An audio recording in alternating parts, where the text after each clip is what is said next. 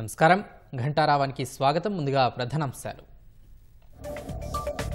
ఒకే దేశం ఒకే ఎన్నిక దిశలో కీలక ముందడుగు కోవింద్ కమిటీ నివేదికకు కేంద్ర కేబినెట్ ఆమోదం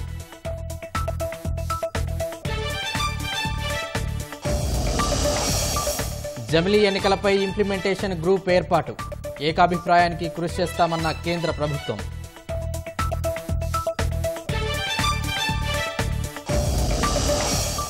జమిలీ ఎన్నికల ఆచరణ సాధ్యం కాదన్న కాంగ్రెస్ ప్రస్తుత ప్రభుత్వాలపై స్పష్టతకి బీఆర్ఎస్ డిమాండ్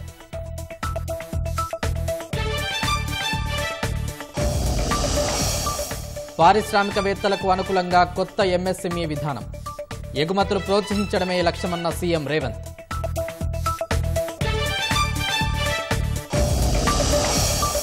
రాహుల్పై బీజేపీ వ్యాఖ్యలకు నిరసనగా కాంగ్రెస్ ధర్నా ప్రధాని అమిత్ షా క్షమాపణలకు డిమాండ్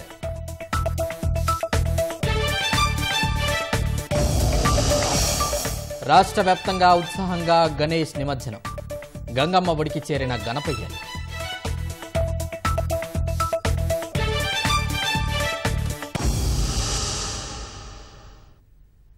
ఒకే దేశం ఒకే ఎన్నిక నిర్వహణ దిశగా కీలక ముందడుగు పడింది జమిలీ ఎన్నికల నిర్వహణకు సిఫార్సు చేస్తూ మాజీ రాష్ట్రపతి రామ్నాథ్ కోవింద్ నేతృత్వంలోని హైలెవెల్ కమిటీ సమర్పించిన నివేదికకు కేంద్ర మంత్రివర్గం ఆమోదం తెలిపింది ఇందుకు సంబంధించిన బిల్లుకు వచ్చే శీతాకాల సమావేశాల్లో పార్లమెంటు ఆమోదం పొంది వచ్చే పర్యాయంలో జమిలీ ఎన్నికలు నిర్వహించాలని కేంద్రం భావిస్తోంది దేశంలో లోక్సభ అన్ని రాష్ట్రాల అసెంబ్లీలకు ఒకేసారి ఎన్నికలు నిర్వహించేందుకు ఉద్దేశించిన జమిలీ ఎన్నికల ప్రతిపాదనకు కేంద్ర మంత్రివర్గం ఆమోదం తెలిపింది జమిలీ ఎన్నికల సాధ్యాసాధ్యాల పరిశీలనకు మాజీ రాష్ట్రపతి రామ్నాథ్ కోవింద్ నేతృత్వంలో ఏర్పాటు చేసిన కమిటీ సమర్పించిన నివేదికను కేబినెట్ ఆమోదించింది మూడో విడత మోదీ సర్కారు తొలి 100 రోజుల ఎజెండాలో భాగంగా జమిలీ ఎన్నికలకు పచ్చజెండా ఊపింది ఒక దేశం ఒక ఎన్నికలో భాగంగా లోక్సభ రాష్ట్రాల అసెంబ్లీలకు ఒకేసారి ఎన్నికలు నిర్వహించడం సహా వెంటనే 100 రోజుల్లోపు స్థానిక సంస్థల ఎన్నికలు కూడా పూర్తి చేయాలని కోవింద్ కమిటీ సిఫార్సు చేయగా ఆ దిశలో చర్యలు చేపట్టాలని కేంద్రం యోచిస్తోంది ప్రస్తుతం లోక్సభ అసెంబ్లీల ఎన్నికలను కేంద్ర ఎన్నికల సంఘం స్థానిక సంస్థలైన మున్సిపాలిటీలు జిల్లా పరిషత్ మండల పరిషత్లు పంచాయతీల ఎన్నికలను రాష్ట్రాల ఎన్నికల కమిషన్లు నిర్వహిస్తున్నాయి ఈ నేపథ్యంలో కేంద్ర ఎన్నికల సంఘం రాష్ట్ర ఎన్నికల అధికారులతో సంప్రదించి ఉమ్మడి ఎలక్టోరల్ రోల్ ఓటర్ ఐడి కార్డులను సిద్ధం చేయాలని కమిటీ సూచించింది అయితే ఒకే ఓటర్ల జాబితా ఒకే ఓటర్ ఐడి కార్డుకు సంబంధించి కనీసం సగం రాష్ట్రాల ఆమోదం అవసరం ఉందని గుర్తు చేసింది చాలా వరకు రాష్ట్ర అసెంబ్లీల ఆమోదం అవసరం లేకుండానే 18 రాజ్యాంగ సవరణలను కోవింద్ కమిటీ సిఫార్సు చేసింది అయితే కొన్నింటికి రాజ్యాంగ సవరణ బిల్లులు తెచ్చి పార్లమెంటు ఆమోదం పొందాలని సూచించింది తమ సిఫార్సుల అమలును పరిశీలించేందుకు ఇంప్లిమెంటేషన్ గ్రూప్ ఏర్పాటు చేయాలని ప్రతిపాదించింది త్వరలోనే ఇంప్లిమెంటేషన్ గ్రూపులు ఏర్పాటు చేసి జమిలీ ఎన్నికల ప్రతిపాదనను దేశవ్యాప్తంగా చర్చ చేపట్టాలని మంత్రివర్గం నిర్ణయించినట్టు భేటీ తర్వాత కేంద్ర మంత్రి అశ్విని వైష్ణవ్ చెప్పారు ఈ చర్చల ద్వారా ఏకాభిప్రాయ సాధనకు కృషి చేస్తామన్నారు ఈ ప్రక్రియను ముగించి ముసాయిదా బిల్లును రూపొందించి పార్లమెంటు ముందుకు తీసుకెళ్తామని అశ్విని వైష్ణవ్ తెలిపారు 99 में लॉ कमीशन ने अपनी 170th रिपोर्ट में रिकमेंड किया था कि one election to Lok Sabha and all legislative assemblies in 5 years होना चाहिए जिससे कि देश में डेवलपमेंट चलता रहे बहुत सारा खर्चा होता है इलेक्शंस के कारण वो न हो बहुत सारा लॉ एंड ऑर्डर और क्रिमिनल जस्टिस सिस्टम जो बाधित हो जाता है because policeman are totally deployed in maintaining the election law and order एक तरीके से जो आज का यूथ है इसकी एक एस्पिरेशन है कि डेवलपमेंट तेजी से हो चाहे इंफ्रास्ट्रक्चर का हो चाहे एजुकेशन का हो हेल्थ केयर का हो एम्प्लॉयमेंट अपॉर्चुनिटीज का हो उन सबको एक स्मूथ तरीके से डेवलपमेंट चलता रहे దేశంలో ప్రగతి నిరాటంకంగా కొనసాగాలంటే జమిలీ ఎన్నికలు అవసరమని కేబినెట్ అభిప్రాయం వ్యక్తం చేసినట్లు మంత్రి వెల్లడించారు మరోవైపు లా కమిషన్ కూడా జమిలీ ఎన్నికలపై త్వరలో నివేదిక సమర్పించే అవకాశం ఉంది లా కమిషన్ కూడా 2029 నుంచి జమిలీ ఎన్నికలు నిర్వహించాలని సిఫార్సు చేసే అవకాశం ఉందని తెలుస్తోంది అసెంబ్లీ ఎన్నికల్లో హంగ్ ఏర్పడితే యూనిటీ గవర్నమెంట్ ఏర్పాటు చేయాలనే నిబంధన ప్రతిపాదించవచ్చని తెలుస్తోంది వచ్చే విడతలోనే జమిలీ ఎన్నికలు నిర్వహించాలని ఎన్డీఏ ప్రభుత్వం కృత నిశ్చయంతో ఉంది ఈ కీలక ఎన్నికల సంస్కరణకు పార్టీలకు అతీతంగా మద్దతు లభిస్తుందని భావిస్తోంది దేశంలో ఇటీవలే కొన్ని రాష్ట్రాల శాసనసభ ఎన్నికలు జరిగాయని ఆ ప్రభుత్వాల విషయంలో ఎలాంటి నిర్ణయం తీసుకుంటారో కేంద్రం తెలియజేయాలని బీఆర్ఎస్ కార్యనిర్వాహక అధ్యక్షుడు కేటీఆర్ పేర్కొన్నారు జమిలీ ఎన్నికల విషయంలో తమ పార్టీ నిర్ణయం త్వరలోనే వెల్లడిస్తామని తెలిపారు ఒక దేశం ఒక ఎన్నిక అని, అది ఎట్లా నిర్వహిస్తారు, ఎట్లా ముందుకు పోతారు, ఆ విషయంలో ఇంకా వివరాలు తెలవాలి. ఎందుకంటే మొన్ననే పార్లమెంట్ ఎన్నికలైన తర్వాత 1 నేషన్ 1 ఎలక్షన్ అంటే మరి ఉన్న రాష్ట్ర ప్రభుత్వాలను ఎట్లా కొనసాగిస్తారా, రద్దు చేస్తారా, ఎప్పుడు నిర్వహిస్తారు, ఎట్లా నిర్వహిస్తారు, ఇవన్నీ కూడా కేంద్ర ప్రభుత్వం ముందుగా వివరంగా చెప్పిన తర్వాత మా పార్టీలో కూడా ఆలోచించి తప్పకుండా మా పార్టీ వైఖరి వెల్లడిస్తాం. చంద్రుని ఉపరితలం నుంచి రాళ్లు మట్టి తెచ్చేలా రూపకల్పన చేసిన చంద్రయాన్-4 మిషన్కు కేంద్ర కేబినెట్ ఆమోదం తెలిపింది. ఈ మిషన్లో భాగంగా వ్యోమగాములు చంద్రుడిపై సురక్షితంగా దిగడం సహా వారిని తిరిగి భూమిపైకి తీసుకొచ్చేలా అత్యాధునిక సాంకేతిక పరిజ్ఞానాన్ని అభివృద్ధి చేయనున్నారు. 2040లో భారత వ్యోమగాములను చంద్రుడిపై దించాలని ప్రణాళికలు రచిస్తున్నారు.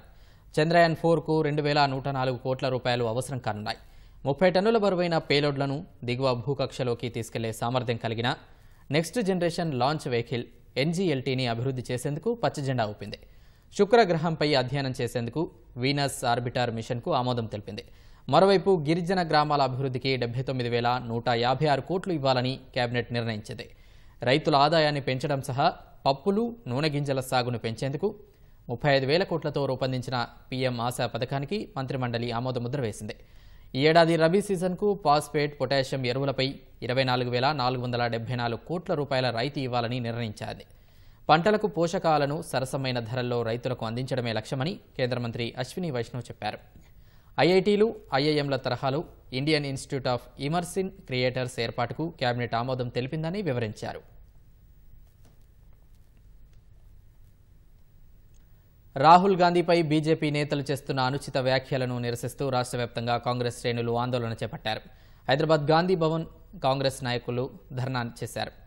రాహుల్ గాంధీని చంపేస్తామంటూ భాజపా నేతలు వ్యాఖ్యానించడంపై రాష్ట్ర మహిళా కాంగ్రెస్ అధ్యక్షురాలు సునీతారావు మండిపడ్డారు. ప్రధాని అమిత్ షా బహిరంగంగా క్షమాపణలు చెప్పాలని డిమాండ్ చేశారు. రాహుల్పై బీజేపీ నేతలు చేస్తున్న వ్యాఖ్యలను వెంటనే వెనక్కి తీసుకోవాలని ఎమ్మెల్సీ బల్మూర్ వెంకట్ డిమాండ్ చేశారు. NSUI ఆధ్వర్యంలో హైదరాబాద్లో ఆందోళన చేపట్టారు. హన్మకొండలోని అంబేద్కర్ కూడలి వద్ద నిర్వహించిన ధర్నాలో PCC అధ్యక్షుడు మహేష్ కుమార్ గౌడ్ పాల్గొన్నారు. దేశం కోసం రాహుల్ గాంధీ కుటుంబం త్యాగం చేసిందని, మోదీ, అమిత్ షా దేశం కోసం ఎప్పుడైనా జైలుకు వెళ్లారా అని ప్రశ్నించారు. రాహుల్ గాంధీ భవిష్యత్తులో ప్రధాని అవుతారనే భయంతోనే బెదిరిస్తున్నారని మహేష్ కుమార్ గౌడ్ ఆరోపించారు. బీజేపీ నేతల వ్యాఖ్యలపై కేంద్ర మంత్రి కిషన్ రెడ్డి, బండి సంజయ్లు తమ విధానమేంటో తెలియజేయాలని మంత్రి పొన్నం ప్రభాకర్ డిమాండ్ చేశారు. కేంద్రంలో అధికారంలో ఉన్నటువంటి ముఖ్యమైన భారతీయ జనతా పార్టీ నాయకులు, ఈవెన్ ప్రధానమంత్రితో సహా కేంద్ర బీజేపీకి నాయకత్వం వహిస్తున్నటువంటి ఒక 10 మంది ముఖ్య నాయకులు ఈ తప్పు, మనం హింస ప్రేరేపించే విధంగా మాట్లాడద్దు అనే మాట కనీసం మాట్లాడకపోతే ఆ పార్టీ విధానం ఏందని అడుగుతాను మీ వేదిక ద్వారా. ఏదైనా సామధాన భేద దండోపాయాలు ఒకవేళ మీరు ఇదే పద్ధతిలో రాదలుచుకుంటే గ్రామాన కాంగ్రెస్ పార్టీ ఒక్కసారి తిరుగుబాటు చేస్తే భారతీయ జనతా పార్టీ నామరూపాలు లేకుండా పోతుంది. జాగ్రత్త.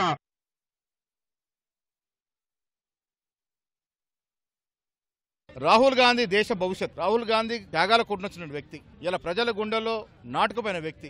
అలాంటి వ్యక్తిని ప్రజాస్వామ్యబద్ధంగా ఎదుర్కోలేక ఈ రకంగా బెదిరిస్తా ఉన్నారు. ఒక్కటి గుర్తుపెట్టుకోవాలి బీజేపీ నాయకులు, ఈ దేశంలో మీరు అందరు నినిపించగలుగుతారు, భయపెట్టగలుగుతారు. కేవలం గాంధీ కుటుంబాన్ని, గాంధీ కుటుంబం యొక్క సభ్యులు మాత్రం భయపెట్టలేరు. వారెనక దేశం ఉంది, దేశ ప్రజలు ఉన్నారు. ప్రజాస్వామ్యం మీద ప్రధానమంత్రికి, హోంమంత్రికి నమ్మకం ఉంటే ఈ నలుగురు బాజాప్తా స్టేట్మెంట్లు ఇచ్చి బెదిరించినారు, తీవ్రవాదులుగా మాట్లాడినారు. తక్షణమే అరెస్ట్ చేసి జైలుకు పంపాలి. మహిళలు, పారిశ్రామికవేత్తలకు అనువైన వాతావరణం కల్పించేందుకు సూక్ష్మ, చిన్న, మధ్యతరహా విధానాన్ని సీఎం రేవంత్ రెడ్డి ఆవిష్కరించారు. దేశ రాష్ట్ర జీడీపీకి MSME ఎంతో తోడ్పడుతుందన్న ప్రభుత్వం రాష్ట్రం నుంచి అంతర్జాతీయ స్థాయిలో ఎగుమతులను ప్రోత్సహించేలా కొత్త విధానాన్ని అందుబాటులోకి తెచ్చినట్లు వివరించింది. $1 ట్రిలియన్ రాష్ట్ర ఆర్థిక వ్యవస్థను తీసుకెళ్తామని ప్రకటించిన ప్రభుత్వం ఆ దిశగా చర్యలు చేపట్టింది. అందులో సూక్ష్మ, చిన్న, మధ్యతరహా పరిశ్రమలు కీలకమని ముఖ్యమంత్రి రేవంత్ రెడ్డి స్పష్టం చేశారు. ఈ మేరకు హైదరాబాద్ శిల్పకళా వేదికలో MSME విధానాన్ని సీఎం రేవంత్ రెడ్డి ఆవిష్కరించారు. మంత్రి శ్రీధర్ బాబు చొరవతో మహిళలు, పారిశ్రామికవేత్తలకు అనువైన విధానం తెచ్చినట్లు చెప్పారు. PV నరసింహారావు, మన్మోహన్ సింగ్లు దేశంలో ఆర్థిక సంస్కరణలు అమలు చేశారని గుర్తు చేశారు. 1995 నుంచి 2014 వరకు ప్రభుత్వాలు ప్రభుత్వాలు చేపట్టిన కార్యక్రమాల వల్లే హైదరాబాద్ లో ఐటీ కారిడార్ ప్రపంచ స్థాయికి ఎదిగిందని రేవంత్ రెడ్డి వివరించారు. విద్యార్థులు పొందుతున్న పట్టాలకు, పరిశ్రమలకు కావాల్సిన నైపుణ్యాలకు పొంతనలేదన్న సీఎం ఆ అంతరాన్ని తొలగించేందుకు నైపుణ్య యూనివర్సిటీ ఏర్పాటు చేసినట్లు వివరించారు. అందులో భాగంగానే టాటా సహకారంతో ఐటీఐలలో అధునాతన శిక్షణ ఇస్తున్నట్లు పేర్కొన్నారు. ప్రముఖ కంపెనీలు స్కిల్ యూనివర్సిటీకి ఆర్థిక సాయం ఇచ్చేందుకు ముందుకొచ్చాయని సీఎం తెలిపారు. మీ అందరికీ రాష్ట్ర ప్రభుత్వం అండగా నిలబడుతుంది. గత ప్రభుత్వం మీకు ఇచ్చిన మాట, ఇన్సెంటివ్స్ విషయంలో గత ప్రభుత్వం ఇచ్చిన హామీని మా బాధ్యతగా తప్పకుండా వాటిని కొనసాగిస్తాం. పరిపాలన విషయంలో ప్రభుత్వ విధానాలు, పరిశ్రమల ఏర్పాటు విధానంలో మాకు ఎలాంటి బేసిజాలు లేవు. మంచి పనులు ఎవరు చేసినా వాటిని కొనసాగిస్తాం. అదేవిధంగా కొన్ని రాష్ట్ర ప్రయోజనానికి విఘాతం కలిగించే అంశాలు ఏమైనా ఉంటే వాటిని తొలగించి తన విధి విధానాలను ఖరారు చేయడానికి మా ప్రభుత్వం ఏమాత్రం వెనక్కి పోదు. ప్రభుత్వ పాఠశాలల్లో చదువుకునే పేదల పిల్లలు ఈ సమాజ నిర్మాణం వాళ్ళు భాగస్వాములు కావాలి, వాళ్ళు పారిశ్రామికవేత్తలుగా రాణించాలి అన్నదే మా ఆలోచన. వీటన్నిటిని మేము ముందుకు తీసుకెళ్లాలి అంటే ఎంఎస్ఎంఈలు బలపడాలి, పెట్టే పరిశ్రమలు వాళ్లకు ఉద్యోగ ఉపాధి అవకాశాలు కల్పించాలి. మీరు పెట్టే పరిశ్రమలకు ప్రభుత్వం అండగా నిలబడుతుంది. మీరందరూ కూడా కష్టపడండి. ఈ రాష్ట్ర నిర్మాణంలో, ఈ రాష్ట్ర ఆర్థిక ఎదుగుదలలో, ఈ రాష్ట్ర ఎకానమీని $1 ట్రిలియన్ కి తీసుకెళ్లాలి అని అంటే ఈ పరిశ్రమలన్నీ కూడా రాణించాలి. ఈ పరిశ్రమలకు సంపూర్ణంగా మా ప్రభుత్వం సహకారం అందిస్తుంది. వ్యవసాయం దండగ కాదు పండుగ అనేది తమ విధానమన్న సీఎం రైతులకు రుణ విముక్తి కల్పించినట్లు తెలిపారు. రీజనల్ రింగ్ రోడ్డు, రేడియల్ రోడ్ల అనుసంధానంతో లక్షలాది ఎకరాల భూమిని పారిశ్రామిక అవసరాలకు అందుబాటులోకి తెస్తామని వెల్లడించారు. మూసీని ప్రక్షాళన చేసి ప్రపంచ స్థాయి నగరంగా నిర్మిస్తామన్న ముఖ్యమంత్రి మహిళా స్వయం సహాయక బృందాలకు 1,00,000 కోట్ల వడ్డీ లేని రుణాలిచ్చేలా ప్రణాళిక రూపొందించినట్లు వివరించారు. 2028లో రాష్ట్ర బడ్జెట్ 7 లక్షల కోట్లకు చేరుకుంటుందని ఆశాభావం వ్యక్తం చేశారు. దళిత పారిశ్రామికవేత్తలను రాణించే విధంగా ప్రభుత్వ విధి విధానాలు కొనసాగిస్తాం. అవసరమైన ఆర్థిక సహాయాన్ని అందిస్తాం. మీరు పరిశ్రమలు నెలకొల్పడానికి అవసరమైన భూ కేటాయింపులు చేస్తాం. ఏ పరిశ్రమ పెట్టాలన్నా రాష్ట్రానికి పాలసీ ఉండాలి. ఆ పాలసీలో సబ్సిడీలో భూములు కేటాయించగలగాలి, సాంకేతిక నైపుణ్యాన్ని అందించగలగాలి, నిరంతర విద్యుత్తును సరఫరా చేయగలగాలి. సాంకేతిక నైపుణ్యం ఉన్న వాళ్లకు ఎంప్లాయీస్ ని మనం ప్రొవైడ్ చేయగలిగినప్పుడు తప్పకుండా చైనాతో పోటీపడి చైనా కంటే కూడా గొప్పగా రాణించాలి. ఈ మధ్య కాలంలో నేను, శ్రీధర్ బాబు గారు యుఎస్, సౌత్ కొరియా చాలా దేశాల పెట్టుబడుల గురించి మేము మాట్లాడినాం. పారిశ్రామికవేత్తలను కలిసినాం. వాళ్ళ ఆలోచన ఒక్కటే, చైనాకు ప్రత్యామ్నాయంగా ఉన్న దేశంలో పెట్టుబడులు పెట్టాలి అని అనుకుంటున్నారు. నేను వాళ్ళకి చెప్పిన, చైనాకు ప్రత్యామ్నాయంగా భారతదేశంలో ప్రత్యామ్నాయం తెలంగాణ. చైనా +1 కంట్రీ అంటే దట్ ఈజ్ మై తెలంగాణ. తెలంగాణలో మీరు పెట్టుబడులు పెట్టండి, తెలంగాణలో పరిశ్రమలు ప్రోత్సహించే బాధ్యత మాది అని చెప్పడమే కాకుండా ఈరోజు ఫ్యూచర్ సిటీని డిజైన్ చేసినాము. అక్కడ లైఫ్ సైన్సెస్, గ్రీన్ ఫార్మా, రకరకాల పరిశ్రమలు, దానికి సంబంధించిన ఏర్పాట్లను అన్నిటిని కూడా వేగంగా ముందుకు తీసుకెళ్లడానికి విధి విధానాలను ఖరారు చేసినాం. దేశ రాష్ట్ర జీడీపీలకు ఎంఎస్ఎంఈ ఎంతో తోడ్పడుతుందని ఉప ముఖ్యమంత్రి భట్టి విక్రమార్క చెప్పారు. ఆ అంశంపై ప్రభుత్వం దృష్టి సారిస్తేనే యువతకు ఉద్యోగ అవకాశాలు లభిస్తాయని రాహుల్ ఇప్పటికే చెప్పారని వెల్లడించారు. ఎంఎస్ఎంఈల సమస్యల పరిష్కారానికి త్వరలోనే టాస్క్ ఫోర్స్ ఏర్పాటు చేస్తామని పరిశ్రమల శాఖ మంత్రి శ్రీధర్ బాబు వెల్లడించారు. రాష్ట్రం నుంచి అంతర్జాతీయ స్థాయిలో ఎగుమతులు జరిగేలా కొత్త విధానం అందుబాటులోకి తీసుకొచ్చినట్లు చెప్పారు. చాలా రాష్ట్రాల్లో ఎంఎస్ఎంఈలు మూతకు గురవుతా ఉన్నాయి. మీరు ఆ సంఖ్య చూస్తా ఉంటే గుజరాత్ రాష్ట్రంలో 1626 ఎంఎస్ఎంఈలు మూతపడ్డాయి. హర్యానా రాష్ట్రంలో 558 ఎంఎస్ఎంఈలు మూతపడ్డాయి. కర్ణాటక రాష్ట్రంలో 804, మహారాష్ట్రలో అయితే 5082 ఎంఎస్ఎంఈలు మూతపడ్డాయని లెక్క చెప్తా ఉన్నారు. అదే తెలంగాణకు వచ్చేవారికి అతి తక్కువగా కేవలం 231 ఎంఎస్ఎంఈలు మాత్రమే మూతపడ్డాయంటే ఇక్కడ కావాల్సినటువంటి వాతావరణం కానీ, పరిస్థితులు కానీ, అవకాశాలు కానీ, ఇన్ఫ్రాస్ట్రక్చర్ కానీ అద్భుతంగా ఇక్కడ ఉన్నాయని చెప్పడానికి ఇంతకంటే ఉదాహరణ ఏమీ లేదని నేను ఈ సందర్భంగా మీ అందరికీ మనవి చేస్తా ఉన్నాను.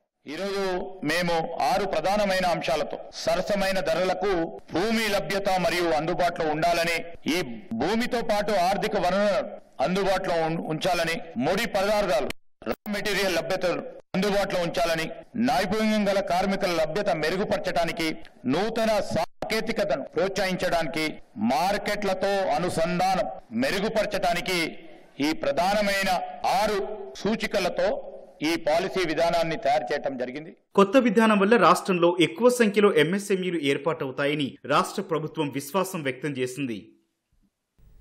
ప్రభుత్వ ఆసుపత్రులను నాశనం చేసే కుట్రలు మానుకోవాలని భరోసా కార్యనిర్వాహక అధ్యక్షుడు కేటీఆర్ను వైద్యారోగ్య శాఖ మంత్రి దామోదర రాజనరసింహ హెచ్చరించారు. గాంధీ ఆసుపత్రిపై బురద చల్లి వైద్యానికి వచ్చే నిరుపేదల మనోస్థైర్యాన్ని దెబ్బతీయడం బాధాకరమని మండిపడ్డారు. గాంధీ, ఉస్మానియా వంటి ప్రభుత్వ దవాఖాన్లని 10 ఏళ్ల పాటు నాశనం చేసిన బీఆర్ఎస్ ప్రతిపక్షంలో ఉండి అదే తరహాలో కుట్రలు చేయడం సిగ్గుచేటన్నారు. భరోసా ప్రభుత్వం నాశనం చేసిన వైద్య వ్యవస్థను గాడిన పెడుతున్నామని, అవసరమైన అన్ని సౌకర్యాలు కల్పిస్తున్నట్లు తెలిపారు. గాంధీ ఆసుపత్రికి రోగులు రాకుండా చేసి కార్పొరేట్ హాస్పిటల్స్కి లబ్ధి చేకూర్చేలా కేటీఆర్ కుట్రపన్నారని ఆరోపించారు. పేదలకు ఉపయోగపడే ప్రభుత్వ వ్యవస్థలని నాశనం చేయడం మానుకోకపోతే ప్రజలే బుద్ధి చెబుతారని దామోదర రాజనరసింహ హెచ్చరించారు. రాష్ట్ర వ్యాప్తంగా గణేష్ నిమజ్జనం ప్రశాంతంగా ముగిసింది. పార్వతీ తనయునికి భక్తులు ఘనంగా వీడ్కోలు పలికారు. వెళ్లి రావయ్యా అంటూ గణపయ్యను గంగమ్మ ఒడికి చేరారు. అన్ని విభాగాలు సమన్వయంతో పనిచేయడం వల్లే హైదరాబాద్లో కార్యక్రమం విజయవంతమైందని బల్దియా ప్రకటించింది. సహకరించిన ప్రతి ఒక్కరికి ధన్యవాదాలు తెలిపింది.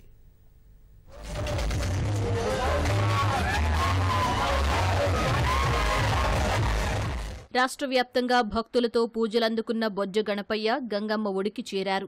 నవరాత్రులు పూజలందుకున్న విఘ్నాధిపతిని డీజే చప్పుళ్లు, భక్తుల జయ జయ ధ్వానాల నడుమ నిమజ్జనం చేశారు. గణేష్ నిమజ్జన ప్రక్రియకి ఎలాంటి ఇబ్బంది లేకుండా పోలీసులు చర్యలు చేపట్టారు. నిమజ్జనానికి వచ్చే విఘ్నేశ్వరులతో సచివాలయం, అమరుల స్తూపం ప్రాంతాల్లో రద్దీ నెలకొంది. కిలోమీటర్ల మేర వాహనాలు నిలిచిపోగా ప్రత్యామ్నాయ మార్గాల్లో వాహనాలు మళ్లించారు. హుస్సేన్ సాగర్ సహా ప్రత్యేకంగా ఏర్పాటు చేసిన నీటి కొలనుల్లో గణేష్ నిమజ్జన ప్రక్రియ ప్రశాంతంగా సాగినట్లు హైదరాబాద్ మహానగరపాలక సంస్థ ప్రకటించింది. హైదరాబాద్లో ఓ పక్క నిమజ్జనం కొనసాగగా పారిశుద్ధ్య కార్మికులు రోడ్లపై చెత్తను తొలగించే ప్రక్రియ చేపట్టారు. ట్యాంకుబండ్, లిబర్టీ, హిమాయత్ నగర్, బషీర్బాగ్ ప్రాంతాల్లో రహదారులను శుభ్రం చేసి రాకపోకలకు అంతరాయం లేకుండా చేశారు. నిమజ్జనం విజయవంతం చేసిన ప్రతి ఒక్కరికి జీహెచ్ఎంసీ కమిషనర్ ఆమ్రపాలి ధన్యవాదాలు తెలిపారు. అన్ని విభాగాల సిబ్బంది క్షేత్రస్థాయిలో సమన్వయంతో పనిచేయడం వల్లే కార్యక్రమం విజయవంతమైందన్నారు. వ్యర్థాలను ఎప్పటికప్పుడు తొలగించేందుకు శానిటేషన్ సిబ్బంది నిరంతరాయంగా పనిచేస్తున్నట్లు తెలిపారు. నిమజ్జనం పూర్తయిన ప్రాంతంలో శానిటేషన్పై దృష్టి సారించినట్లు జోనల్ కమిషనర్లను కమిషనర్ ఆదేశించారు. మున్ముందు చేపట్టబోయే పనుల్లోనూ అదే స్ఫూర్తితో పనిచేయాలని సూచించారు. నెల రోజులుగా జీహెచ్ఎంసీ అధికారులు, శానిటేషన్ కార్మికులు, సిబ్బంది అహర్నిశలు పనిచేయాలని మేయర్ కొనియాడారు. సహకరించిన ప్రతి ఒక్కరికి ధన్యవాదాలు తెలిపారు.